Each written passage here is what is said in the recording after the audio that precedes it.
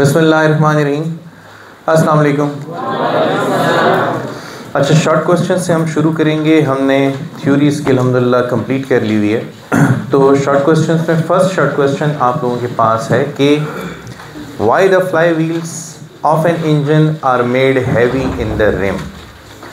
जब भी किसी इंजन के फ्लाई व्हील बनाए जाते हैं तो उनका सारा मास उनके रिम की तरफ क्यों डिस्ट्रीब्यूटेड होता है।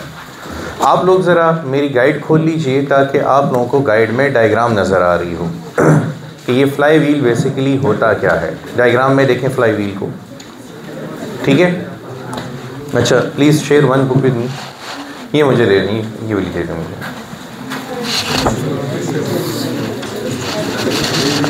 ओके, फ्लाई व्हील आप लोगों को नज़र आ रहा है। ये मैंने बिल्कुल यहाँ पे जो डायग्राम है उसमें एक कार शो की हुई है और कार के सेंटर में बॉडी के अंदर आप लोगों को फ्लाई व्हील नज़र आ रहा होगा, ठीक है। जिसके पास नहीं है गाइड से ये पिक्चर ले ले, ठीक है। This is your fly wheel. तो ये मैंने बाहर निकाल के ड्रॉ किया हुआ है।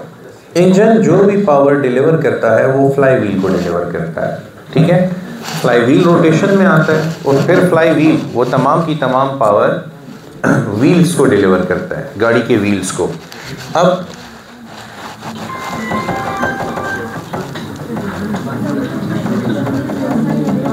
बेसिकली अगर आप देखें तो ये एक रिंग की तरह है फ्लाई व्हील, और उसका ज़्यादातर मास उसके आउटर रिम में है। अब मास आउटर रिम में होने का क्या फ़ायदा है।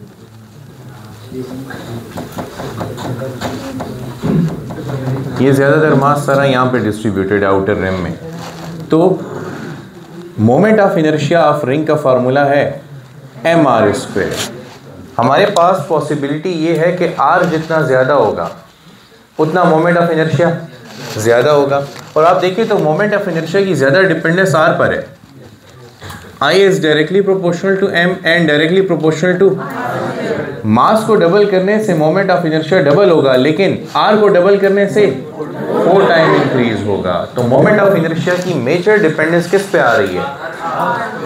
होता ये है कि अगर हमारे पास सॉलिड डिस्क हो तो यहाँ पे भी मास होगा, लेकिन अगर रिंग हो तो सारा मास कहाँ पे है, टुवर्ड्स द आउटर रिम है। अब मास डिस्ट्रीब्यूशन जितना सेंटर से दूर होगी उतना मोमेंट ऑफ इनर्शिया ज़्यादा होता चला जाएगा। ये हमारे पास एप्लीकेशन है। अब इससे फ़ायदा क्या होगा कि मोमेंट ऑफ इनर्शिया किससे अपोज करता है। Moment of inertia opposes angular acceleration, और angular acceleration if we define it as rate of change of angular velocity, तो इसका मतलब कि moment of inertia change in angular velocity को अपोज करेगा, which means moment of inertia किसे support करेगा, it supports constant angular velocity. Moment of inertia हमेशा ये चाहेगा कि अगर किसी ऑब्जेक्ट की एंगुलर वेलोसिटी ज़ीरो है तो ज़ीरो ही रहे, और अगर कांस्टेंट है तो कांस्टेंट ही रहे। इसका फ़ायदा क्या होगा, जब किसी ऑब्जेक्ट का मोमेंट ऑफ इनर्शिया ज़्यादा होगा तो अपनी एंगुलर वेलोसिटी को मेंटेन करेगा। अब गाड़ी का इंजन जब एनर्जी पैदा करता है तो वो एनर्जी डिलीवर करता है फ्लाई व्हील को। हो सकता है कि इंजन में कांस्टेंट रेट पर पावर डिलीवर ना हो, पैदा ना हो, प्रोडक्शन ना हो। उसकी वजह इम्प्योर पेट्रोल भी हो सकता है, फ्यूल भी हो सकता है कि उसमें इम्प्योरिटीज़ मौजूद हैं। तो आपके पास जो चैन्स हैं फ्यूल में, पेट्रोल में एनर्जी जो बॉन्ड्स बने हुए हैं, चैन्स बने हुए हैं, वो इम्प्रॉपर कंबशन की वजह से यूनिफॉर्म रेट पर एनर्जी प्रोड्यूस ना करें। अब कभी कभी यूँ होगा कि हाई रेट पर एनर्जी प्रोड्यूस होगी तो फ्लाई व्हील हाई वेलोसिटी से रोटेट करना शुरू करेगा और वो गाड़ी के टायर को भी वो एनर्जी डिलीवर करेगा, तो गाड़ी एक ख़ास रेट पर एक्सेलरेट हो रही होगी। लेकिन सडनली इम्प्योर पेट्रोल आ गया, उसने ज़्यादा एनर्जी नहीं प्रोड्यूस की, जिसकी वजह से फ्लाई व्हील को ज़्यादा एनर्जी डिलीवर नहीं हुई। तो अगर फ्लाई व्हील का मोमेंट ऑफ इनर्शिया कम होगा तो उसको एनर्जी कम मिल रही है, वो सडनली स्लो डाउन हो जाएगा, जिससे गाड़ी को जर्किंग लगेगी, झटका लगेगा, एक्सेलरेशन उसकी सडनली कम हो जाएगी, स्पीड कम हो जाएगी। तो ये तो गाड़ी फिर जर्किंग करना शुरू कर देगी। कि हाई एनर्जी डिलीवर हुई तो सडनली स्पीड अप हो गई, कम एनर्जी डिलीवर हुई तो सडनली स्लो डाउन हो गई। लेकिन अगर जिस फ्लाई व्हील ने तमाम व्हील्स को रोटेशनल वेलोसिटी या एंगुलर वेलोसिटी इम्पार्ट करनी है, अगर वो कांस्टेंट एंगुलर वेलोसिटी से मूव करता रहे तो उसका क्या फ़ायदा होगा कि गाड़ी के टायर भी कांस्टेंट एंगुलर वेलोसिटी के साथ मूव करेंगे। तो हम फ्लाई व्हील को रिम में हैवी इसलिए बनाते हैं कि फ्लाई व्हील अपनी वेलोसिटी में तब्दीली को अपोज करेगा and it will maintain a uniform state of motion of the wheels. समझ आ गई? अच्छा, शॉर्ट क्वेश्चन नंबर 2 को देखें।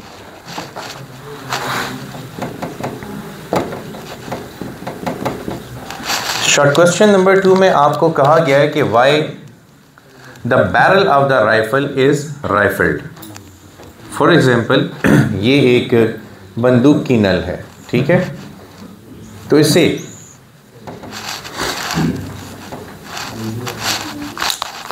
इस बैरल को अंदर से इसकी राइफलिंग की जाती है। राइफलिंग का क्या मतलब है कि इसके अंदर यूं सिलेंड्रिकल ग्रूव्स बने होते हैं। अब इन सिलेंड्रिकल ग्रूव्स का क्या काम है? What do we mean by rifling? By rifling we mean making cylindrical grooves inside the barrel.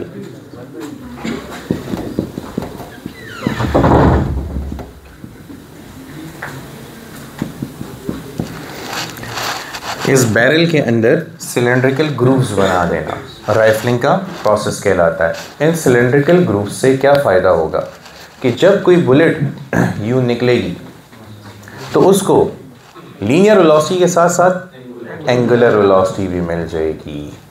अब बुलेट अगर ये बैरल ना होते तो बुलेट के पास जो काइनेटिक एनर्जी थी, टोटल काइनेटिक एनर्जी, वो सिर्फ और सिर्फ ट्रांसलेशनल काइनेटिक एनर्जी के बराबर होती। लेकिन इन सिलेंड्रिकल ग्रूव्स की वजह से बुलेट को स्पिन मोशन भी इम्पार्ट हुआ, तो अब उसके पास रोटेशनल काइनेटिक एनर्जी भी है। इसके नतीजे में बुलेट की रेंज ज़्यादा हो जाएगी। फिर एक और फ़ायदा क्या होगा कि स्पिनिंग बुलेट जो है ना, स्पिनिंग बुलेट, उसकी एरोडायनामिक स्टेबिलिटी एक नॉन स्पिनिंग बुलेट के मुकाबले में ज़्यादा होती है। बुलेट्स को आपने देखा होगा स्मूथ होती हैं ना, बुलेट सारे स्मूथ। तो देखो ये जो सरफेस है, हो सकता है कि यहाँ पर स्मूथनेस कम हो और यहाँ पे स्मूथनेस, मतलब यहाँ पे फ्रिक्शन ज़्यादा हो और यहाँ पे ये ज़्यादा स्मूथ हो। तो उसका क्या नुकसान होगा कि अगर फ़र्ज़ करो यहाँ पे फ्रिक्शन ज़्यादा और यहाँ पे कम है, तो बुलेट पे यहाँ पे फोर्स ज़्यादा लगेगी, तो फिर तो बुलेट इस तरफ डिफ्लेक्ट होगी। तो बुलेट की एरोडायनेमिक स्टेबिलिटी चैलेंज हो गई। अब बुलेट स्ट्रेट लाइन में जाने की बजाय कर्व कर रही है। अगर बुलेट को एंगुलर वेलोसिटी ना इम्पार्ट की जाए तो फिर वो यूं जा सकती है, किसी एक डायरेक्शन में बेंड हो सकती है। लेकिन अगर वो रोटेट कर रही हो तो फिर कंटिन्यूसली उसके पाथ में करेक्शन होती रहेगी। अगर यहाँ पर फ्रिक्शन ज़्यादा इधर आएगी, थोड़ी देर बाद ये पाथ रोटेट होगी, इधर फ्रिक्शन ज़्यादा तो वापस इधर हो जाएगी। तो वो बिल्कुल माइक्रो लेवल पर जिग-जैग मोशन करती हुई जा रही होगी। समझ आई बात की? सो राइफलिंग की वजह से बुलेट को एडिशनल रोटेशनल काइनेटिक एनर्जी भी इम्पार्ट हो गई, उसकी रेंज भी ज़्यादा हो गई, उसकी एक्यूरेसी भी ज़्यादा हो गई और उसकी एरोडायनेमिक स्टेबिलिटी भी ज़्यादा हो गई। इसीलिए तमाम राइफल्स के बैरल्स को राइफल किया जाता है, यानी उनके अंदर ऐसे सिलेंड्रिकल ग्रूव्स बनाए जाते हैं। समझ आ गई? ओके, थर्ड शॉर्ट क्वेश्चन को डिस्कस करते हैं।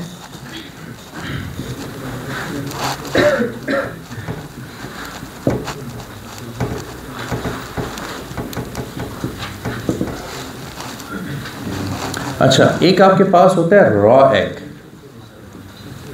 और एक होता है आपके पास पास्चराइज्ड एग।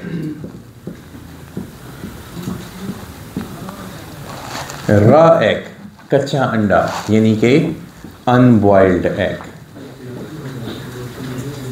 और पास्चराइज्ड एग मतलब कि बॉइल्ड एग। अगर आप देखें तो ये कौन सी फॉर्म में? हाँ, सेमी लिक्विड, विस्कस लिक्विड है इसके अंदर, और ये हार्ड है। हार्ड सॉलिड फॉर्म में आ जाता है। अच्छा, कहता है कि अगर आप बॉइल्ड और अनबॉइल्ड एग में फ़र्क करना चाहते हैं तो क्या आप स्पिनिंग वाली टूल यूज़ करके इन दोनों में डिफ्रेंशिएट कर सकते हैं कि आप दोनों को स्पिन करें और स्पिनिंग से आपको अंदाज़ा हो जाए कि इनमें से बॉइल्ड एग कौन सा है और अनबॉइल्ड एग कौन सा है, यानी पास्चराइज्ड एग कौन सा है और रॉ एग कौन सा है, कच्चा अंडा कौन सा है और बॉयल हुआ हुआ एग कौन सा है, बाय स्पिनिंग देम। जब ये रॉ एग होता है तो देखें ज़रा, मैं ज़रा इसकी स्ट्रक्चर को ड्रॉ करता हूँ। क्योंकि ये लिक्विड फॉर्म में है तो liquid takes the shape of the container in which they are poured. Liquid जिस कंटेनर में भी होंगे उसकी शेप ले लेंगे। अब जब आप इसको स्पिन करोगे तो स्पिनिंग करने की वजह से सारा लिक्विड वॉल्स की तरफ जाएगा, तो यही किस्सा होगा।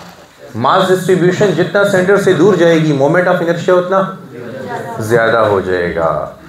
अब क्योंकि मैं दोनों को स्पिन करूंगा तो यहाँ पे इनके ऊपर तो कोई एक्सटर्नल टॉर्क है नहीं, तो angular momentum should remain constant. अब एंगुलर मोमेंटम कांस्टेंट होने का मतलब कि the product I omega remains constant. जब एक लिक्विड एग यानी अनबॉइल्ड एग स्पिन करेगा तो उसका जितना भी लिक्विड है वो वॉल्स की तरफ जाएगा, जिसकी वजह से मास डिस्ट्रीब्यूशन ज़्यादा होगी। मास डिस्ट्रीब्यूशन ज़्यादा होगी तो उसका आर ज़्यादा होगा, आर ज़्यादा होगा तो मोमेंट ऑफ इनर्शिया ज़्यादा होगा, तो एंगुलर मोमेंटम को कांस्टेंट रखने के लिए ओमेगा कम हो जाएगा, तो ये जल्दी रेस्ट पे आ जाएगा। अब अगर मैं एक हार्ड एग को, बॉइल्ड एग को स्पिन करूं तो एक बॉइल्ड एग में आपने देखा है कि वो सॉलिड फॉर्म में आके कॉन्ट्रैक्ट हो जाता है, ठीक है। अब वो सॉलिड फॉर्म में आके कॉन्ट्रैक्ट हो गया तो एक तो उसका आर कम हुआ है, दूसरा अब क्योंकि वो हार्ड फॉर्म में तो वो रोटेट करने पर आउटर वॉल्स की तरफ नहीं जा सकता, इसीलिए उसका मोमेंट ऑफ इनर्शिया, अब उसका मोमेंट ऑफ इनर्शिया कम है तो एंगुलर मोमेंटम को कांस्टेंट रखने के लिए उसकी एंगुलर वेलोसिटी ज़्यादा हो जाएगी। तो अब उसका आई कम तो उसका ओमेगा, तो कौन सा एग ज़्यादा देर तक स्पिनिंग करता रहेगा? हार्ड एग यानी boiled egg. Is it clear? Okay.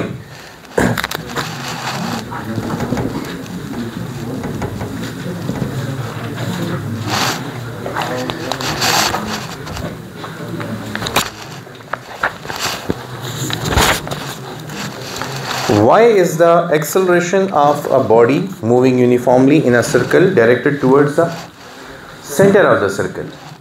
ये तो कहता है, बहुत आसान सी बात है, कहता है एक बॉडी यूनिफॉर्म सर्कुलर मोशन कर रही है तो यूनिफॉर्म सर्कुलर मोशन में सिर्फ एक ही एक्सेलरेशन होती है, that is centripetal acceleration. Centripetal acceleration किस वजह से पैदा होती है?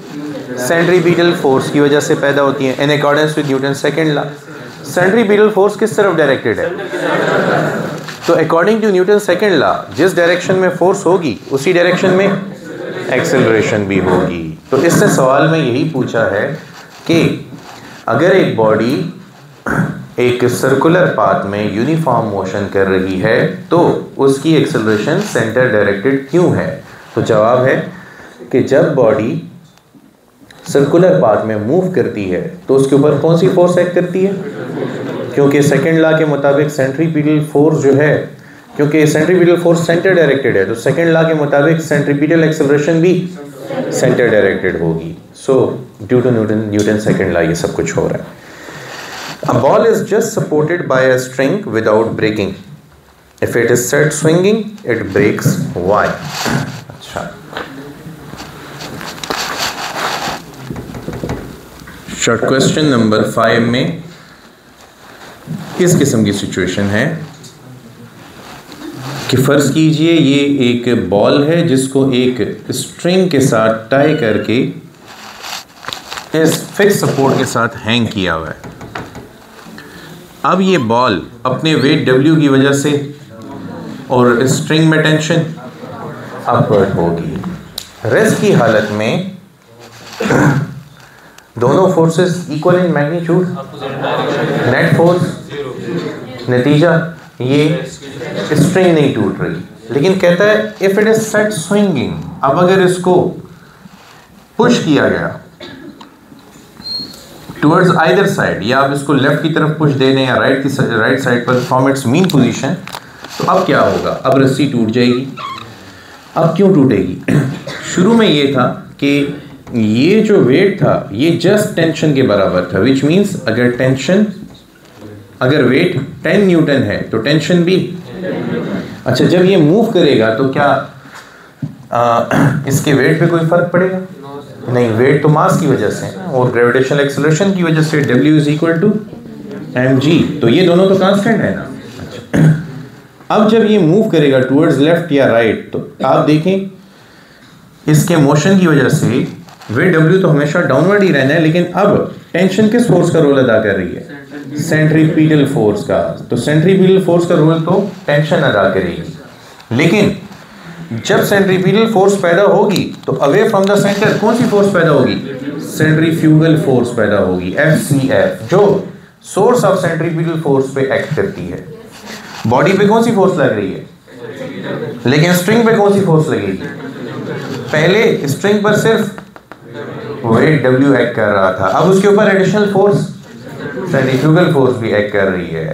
तो अब फर्ज करो कि टेंशन तो वही रहनी है 10 न्यूटन, वेट तो वही रहना है 10 न्यूटन, लेकिन अगर सेंट्रीफ्यूगल फोर्स FCF वो 2 न्यूटन भी हुई तो अब इन दोनों का सम कितना हो जाएगा?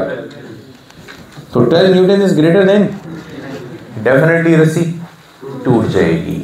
Is it clear? Okay, let's go to next short question. अच्छा, कहता है कंसिडर कीजिए कि आपके पास एक इंसेक्ट है which is sitting close to the axle of a wheel. अच्छा, ये व्हील है, यहाँ पे एक्सिल है और ये रॉड्स लगे होते हैं व्हील में। ये रॉड्स क्यों लगे होते हैं? साइकिल का व्हील हो तो उसमें अक्सर ये रॉड्स लगे होते हैं।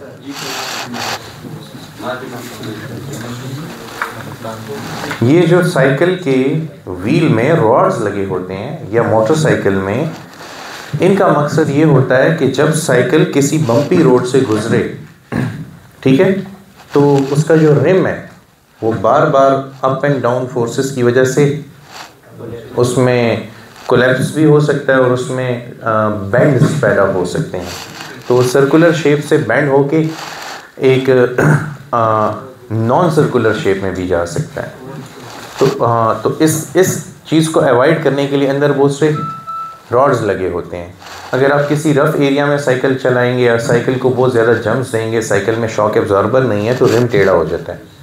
फिर आप रिपेयर वाले के पास लेके जाएं तो वो सारे रॉड्स खोलेगा, रिम को भी सीधा करेगा, रॉड्स को भी सीधा करेगा और उनकी रीइंस्टॉलेशन करेगा। अच्छा, अब इस क्वेश्चन में सिचुएशन ये है, फ़र्ज़ कीजिए कि ये एक डिस्क है, यानी डिस्क अंदर से फिल्ड है। अच्छा, जब भी मैं कहूँ कि ये डिस्क है, it means it is filled inside. अगर ये रिंग है तो इट इज़ हॉलो इनसाइड। अच्छा, ये एक्सिल है, एक्सिल के बिल्कुल करीब फ़र्ज़ कीजिए कि ये एक इंसेक्ट बैठा हुआ है, दिस इज़ एन इंसेक्ट, ठीक है। अच्छा, अब जब ये व्हील रोटेट करना शुरू करेगा तो describe the motion of the insect when the wheel starts rotating. जब ये व्हील रोटेशन शुरू करेगा तो बताइए कि what happens to the motion of the insect. जब ये व्हील रोटेशन शुरू करेगा तो देखिए, मैं आपको एक बड़ी सिंपल सी मिसाल देता हूँ। आप किसी भी बर्तन में पानी डालें, उसको रोटेट करना शुरू करें, पानी कहाँ जाता है? Away from the centre. तो इस इंसेक्ट पर भी फोर्स लगेगी अवे फ्रॉम द सेंटर। तो जैसे जैसे व्हील की स्पीड बढ़ती रहेगी, इधर देखें, ये सेंटर से दूर जाता रहेगा या नहीं, इस किस्म का ये मोशन करेगा। और अगर व्हील की स्पीड बहुत बढ़ गई तो इंशाल्लाह टेंजेंशियल डायरेक्शन में ये फ्लाई ऑफ कर जाएगा। समझ आ गया? अच्छा, अब नेक्स्ट शॉर्ट क्वेश्चन को देखते हैं। ओके, ये मैंने आप लोगों को पहले भी पढ़ाया। Explain how many minimum number of geostationary satellites are required for global coverage of TV transmission? 3 satellites जो हैं वो रिक्वायर्ड हैं ग्लोबल ट्रांसमिशन के लिए, और तीनों कितने एंगल पे इंस्टॉल्ड हैं? कौन कौन से ओशन पे? Pacific, Indian and Atlantic ocean. ठीक है, फिर कहता है explain the significance of moment of inertia in rotatory motion. बताइए कि ये moment of inertia rotational motion में क्या किरदार अदा कर रहा है? टू अपोज एंगुलर एक्सेलरेशन या to maintain constant angular velocity. जो रोल लीनियर मोशन में मास अदा करता है वही रोल एंगुलर मोशन में मोमेंट ऑफ इनर्शिया अदा करता है। ठीक है, ये मैंने आप लोगों को 9 नंबर शॉर्ट क्वेश्चन पढ़ाया हुआ है। Why does the coasting rotating system slow down as water drips into the beaker. जब आप बीकर में पानी डालेंगे तो rotating coasting system slow down होगा। वजह एंगुलर मोमेंटम कांस्टेंट रखना है ना, तो आई ज़्यादा होगा तो ओमेगा कम हो जाएगा। ये मैंने एप्लीकेशन ऑफ एंगुलर मोमेंटम में आप लोगों को ऑलरेडी टीच किया हुआ है। अच्छा, 10th नंबर भी आप लोगों को टीच कर चुका हूँ। A body will be weightless when the elevator falls down just like a freely falling body. Body weightless हो जाएगी अगर एलिवेटर की रस्सी टूट जाए। क्यों? क्योंकि उस वक्त एक इसके बराबर होगा, फ्री फॉल शुरू हो जाएगा, उसमें बॉडी वेटलेस ही होती है। 11 नंबर भी शायद मैं आप लोगों को पढ़ा चुका हूँ। When a tractor moves with uniform velocity, its heavier wheel rotates slowly than its lighter wheel because of conservation of angular momentum। बड़ा व्हील स्लो है और छोटा व्हील तेज जा रहा है। क्यों? बड़े व्हील का मास भी ज़्यादा, रेडियस भी ज़्यादा, तो उसका मोमेंट ऑफ इनर्शिया भी। अब क्योंकि बड़े और छोटे व्हील का एंगुलर मोमेंटम तो सेम है ना, तो एंगुलर मोमेंटम को कांस्टेंट रखने के लिए बड़े व्हील का मोमेंट ऑफ इनर्शिया ज़्यादा है तो उसकी एंगुलर वेलोसिटी, लेकिन छोटे व्हील का मोमेंट ऑफ इनर्शिया तो उसकी एंगुलर वेलोसिटी। पढ़ाया था मैंने ये कंजर्वेशन ऑफ एंगुलर मोमेंटम में। तो ये आपका लास्ट शॉर्ट क्वेश्चन था। ठीक है, तो ये बाकी शॉर्ट क्वेश्चंस 7, 8, 9, 10 और 11 जो नहीं करवाए थे वो मैंने आपको भी टीच कर लिए हैं, और जो करवाए थे उनका भी आपको मैंने थोड़ा सा रिव्यू दे दिया। तो ये शॉर्ट क्वेश्चंस की कहानी ख़त्म। अब आते हैं इसके न्यूमेरिकल प्रॉब्लम्स की तरफ। अच्छा, प्रॉब्लम नंबर 1। अच्छा, मैं क्विक रिव्यू दूंगा। S is equal to R theta but theta is equal to omega T. देखिए, omega is equal to theta by T, यानी angular velocity is angular displacement per unit time. तो इस equation के मुताबिक theta is equal to omega T होगा कि नहीं? Okay guys, जो न्यूमेरिकल प्रॉब्लम नंबर 1 है उसमें आपको माइक्रोवेव ओवन में जो एक प्लेट पड़ी होती है ना, उस प्लेट का रेडियस भी बताया हुआ है, एंगुलर वेलोसिटी भी बताई है, टाइम भी बताया है, पूछ रहा है एस की वैल्यू। सॉल्व हो जाएगा। ये इक्वेशन एंगुलर डिस्प्लेसमेंट फाइंड करने की कब वैलिड है? जब ओमेगा, याद है, S is equal to V T, applicable when V is, और अगर वी कांस्टेंट ना हो तो फिर एवरेज लेंगे। तो इसी किस्म का कॉन्सेप्ट हमारे पास एक प्रॉब्लम में यूज़ होगा इसी चैप्टर में। फिर आपने रिकॉल करना है उधर कौन सी इक्वेशन लगी है। प्रॉब्लम नंबर 2 को देखें।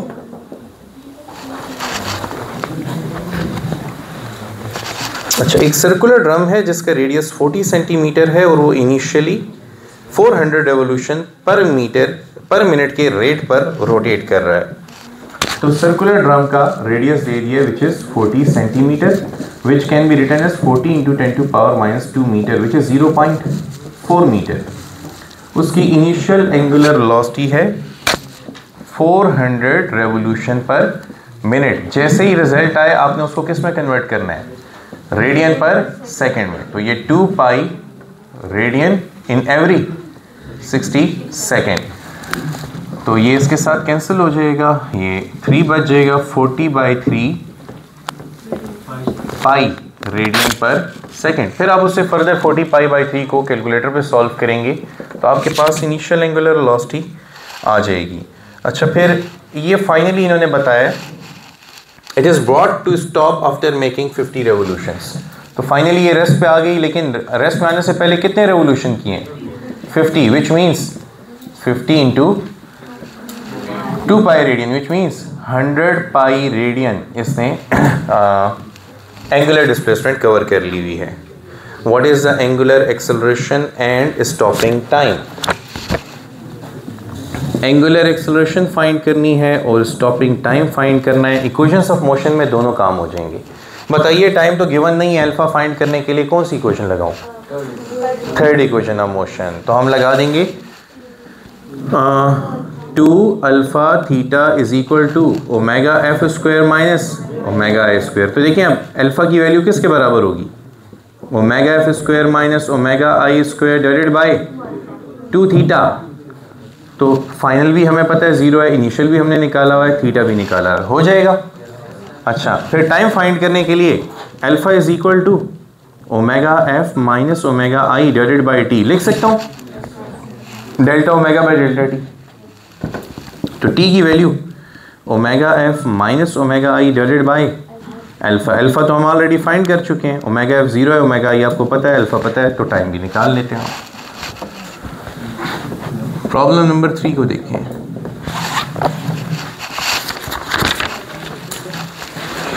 A string 1 meter long is used to drill a 100-gram stone in a horizontal circle at a speed of 2 meter per second. Find the tension in the string. कहता है एक पत्थर को 100 ग्राम का रस्सी से बांध के सर्कुलर पाथ में घुमाया जा रहा है। ठीक है, बताइए इस स्ट्रिंग में कितनी टेंशन पैदा होगी? बताइए, यहाँ पे टेंशन सेंट्रीपिटल फोर्स का रोल अदा कर रही है, तो it is equal to mv² by mass भी गिवन है, स्पीड भी गिवन है, आर भी गिवन है। अच्छा, fourth number problem. Moon revolves around the earth in almost circular radius of 3,82,400 kilometre in 27.3 days. What is the centripetal acceleration? अच्छा, AC is equal to R ω²। तो AC is equal to R, इसकी value अगर आपको याद हो 2π/t whole square भी लिख सकते हैं ना। तो AC is equal to 4π² R divided by t² लिख सकते हैं। अब क्वेश्चन में सर्कुलर पाथ का रेडियस और टाइम पीरियड दोनों गिवन है, लेकिन ये आई थिंक किलोमीटर में, यस ये किलोमीटर में, इसको मीटर में कन्वर्ट करना है, और ये 27.3 डेज को सेकंड्स में कन्वर्ट करके पुट करने। आपकी प्रॉब्लम नंबर 4 भी सॉल्व हो जाएगी। Fifth number problem. A modern F1 car can accelerate from 0 to 62 mile per hour which is 100 kilometer per second in 2.50 second. A modern F1 car. Modern F1 car means modern Formula 1 car. ये जो हैं ये ऐसी cars होती हैं जिनको experimental basis पे design किया जाता है। इनमें इम्पॉर्टेंट सबसे चीज़ होती है इनके इंजन का थ्रस्ट। अब अगर आप सुने तो वो जो बात कर रहा है, बड़ी इंपॉर्टेंट बात कर रहा है कि एक मॉडर्न फार्मूला 1 कार है जो 2.5 सेकंड में 100 किलोमीटर पर आवर को अप्रोच कर जाती है। Believe me, this is really very small time to attain such a high speed. जो आम गाड़ियाँ होती हैं वो 0 से 100 तक जाने के लिए करीबन 9 सेकंड, 8 सेकंड, 10 सेकंड, 12 सेकंड ले सकती हैं, depending on their horsepower, engine की हार्स पावर पे डिपेंड करते हुए। तो इधर जिस कार की बात हो रही है वो सिर्फ और सिर्फ 2.5 सेकंड में 100 किलोमीटर पर आवर को अप्रोच कर जाती है। What is the angular acceleration of its 170 mm radius wheel?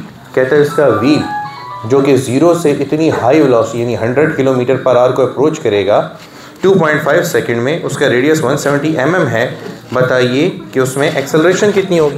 देखें, acceleration is ωf minus ωi divided by t। ωf भी आपको गिवन है और ωi भी आपको गिवन है। ωi 0 था तो वो आपके पास 0 से 100 किलोमीटर पर सेकेंड ये वेलोसिटी गिवन है, 2.5 सेकेंड में पहुंचती है, अल्फा निकाल लेंगे हम, ठीक है। अच्छा, सेकेंडली लेट मी सी, नो, इसमें एक प्रॉब्लम ये है कि आपको जो वेलोसिटी दी हुई है, initial velocity 0 and final velocity is 100 kilometre per hour, तो आपको ओमेगा नहीं दिया हुआ, ठीक है, आपको लीनियर वेलोसिटी दी हुई है। ऐसे हालात में आपको ए निकालना चाहिए, A is equal to V F minus V I divided by T. फिर हमें ये एक्सप्रेशन याद है, A T is equal to R alpha, उससे जो व्हील का रेडियस दिया हुआ है R is equal to 177 millimetre, तो आर की वैल्यू हमें गिवन है, ए टी हमने यहाँ से कैलकुलेट कर लेना है, तो अल्फा मिल जाएगा ना, ओके।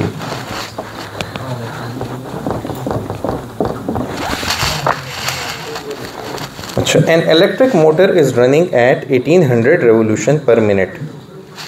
अच्छा, initial angular velocity electric motor की 1800 रेवोल्यूशन पर मिनट है, जो किसके बराबर होगा, 1800 into 2 pi radian in every 60 second, तो 6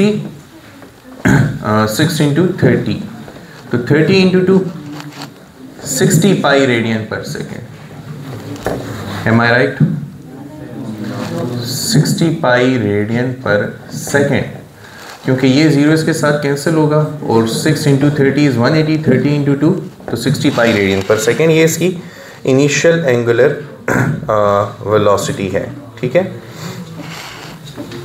रेवोल्यूशंस में भी अगर आप निकलना चाहें तो 30 रेवोल्यूशन पर सेकेंड आ जाएगा। अच्छा, final angular velocity it comes to rest in 20 second, तो 20 सेकेंड के अंदर अंदर ये रेस्ट पर आ गई। If angular acceleration is uniform find the number of revolutions it made before stopping. कहता है अगर अल्फा यूनिफॉर्म हो तो undergoing uniform retardation it comes to rest, how many revolutions it made before coming to rest. तो ऐसा करते हैं कि इधर 2 पाई रेडियन नहीं पुट करते, इधर रेवोल्यूशन रहने देते हैं, क्योंकि उसने एंगुलर डिस्प्लेसमेंट रेवोल्यूशन में मांगी है, ठीक है। So now it becomes 30 revolution पर सेकेंड। अब बताइए वेलोसिटी कांस्टेंट है या नॉन कांस्टेंट है, एंगुलर वेलोसिटी कांस्टेंट है या नॉन कांस्टेंट है, नॉन कांस्टेंट है, क्योंकि वो इनिशियली 30 रेवोल्यूशन पर सेकेंड से रिवॉल्व कर रहा था, फिर फाइनली रेस्ट पे आ गया। एंगुलर डिस्प्लेसमेंट फाइंड करनी है तो इस किस्म का फार्मूला लगाना होगा, angular displacement is average angular velocity into time which is initial plus final divided by 2 multiply with T. तो इसमें वैल्यू पुट करके आपको आंसर मिल जाना है इंशाल्लाह। ओके, प्रॉब्लम नंबर 7, ये मैंने आप लोगों को क्लास में करवाई थी। What is the moment of inertia of a 100 kg sphere whose radius is 50 centimetre. अच्छा, स्फीयर का मोमेंट ऑफ इनर्शिया क्या फार्मूला है, 2/5 mr², ये दोनों आपको गिवन है। प्रॉब्लम नंबर 8, ये भी मैंने आप लोग करवाई हुई है। अच्छा, a rope is wrapped several times around a cylinder of radius 0.2 meter and mass 30 kg। तो कहता है ये फॉर एग्जांपल एक सिलेंडर है, इसके इर्द गिर्द आपने एक रस्सी को बांधा हुआ है, लपेटा हुआ है, रैप किया हुआ है, लाइक दिस।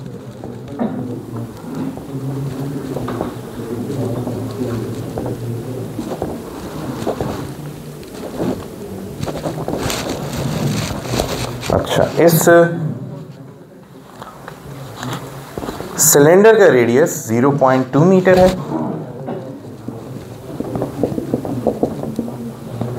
और इसका मास 30 kg है। What is the angular acceleration of a cylinder if tension in the rope is 40 Newton and it turns without friction? तो एंगुलर एक्सेलरेशन फाइंड करनी है अगर इस रस्सी में जो टेंशन है दैट इज 40 न्यूटन और कोई भी फ्रैक्शन एक्ट नहीं कर रहा, ठीक है। अच्छा देखिए, alpha is equal to tau by I लिख सकते हैं, इसमें जो एंगुलर एक्सेलरेशन पैदा होगी, if you remember Newton second law for angular motion, torque is equal to I alpha, याद है ना? तो alpha is equal to torque divided by moment of inertia. अब सिलेंडर के मोमेंट ऑफ इनर्शिया का formula याद है? हाफ mr², सिलेंडर हो या डिस्क हो, मोमेंट ऑफ इनर्शिया तो यहाँ से मिल जाएगा, और torque is equal to moment arm into force, और वो फोर्स इस वक्त किसके बराबर है? टेंशन के। तो टॉर्क के लिए उन्होंने रेडियस और फोर्स दोनों दिए हुए, और मोमेंट ऑफ इनर्शिया कैलकुलेट करने के लिए उन्होंने मास और रेडियस दोनों दिए हुए। तो ये दोनों क्वांटिटीज फाइंड हो सकती हैं। अच्छा, प्रॉब्लम नंबर 9 में, ये मैंने आप लोगों को क्लास में ही करवा दी थी। What is the kinetic energy of a 5 kg solid ball whose diameter is 15 centimetre if it rolls across a level surface with a speed of 2 metre per second. अच्छा, ये सॉलिड बॉल है, मतलब ये क्या है? ये एक स्फेयर है। स्फेयर की kinetic energy it is the sum of kinetic energy of rotation plus kinetic energy of translation. ठीक है, इन दोनों में वैल्यूज पुट करेंगे, like let me put them. K E R is equal to half I omega square plus half M V square. So half, बताइए I की क्या value है? 2/5 M R square omega square plus half M V square. अब उन्होंने मास और velocity दी हुई है, angular velocity और रेडियस नहीं दिया हुआ। तो हमें भी पता है हमने क्या करना है, इनको तो मल्टीप्लाई करने। ठीक है, ये कैंसिल हो जाएगा, 1/5 M R square V omega square becomes V square, so half M V square. तो एम भी पता है, वी भी पता है, एम भी पता है, वी भी पता है, हो जाएगा। ओके, लास्ट प्रॉब्लम नंबर 10 और 11 they are almost the same. So ये लें problem number 10। v is equal to square root 4/3 GH। बताइए, g और h पता हो तो v निकाल लेंगे। अच्छा, प्रॉब्लम नंबर 11 सेम फार्मूला है, v is equal to square root 4/3 GH। ठीक है, और problem number 12 it is omega की वैल्यू फाइंड करनी है। Omega is equal to v/r, तो v और r गिवन है, ओमेगा मिल जाएगा। This is it for your chapter. Thank you very much.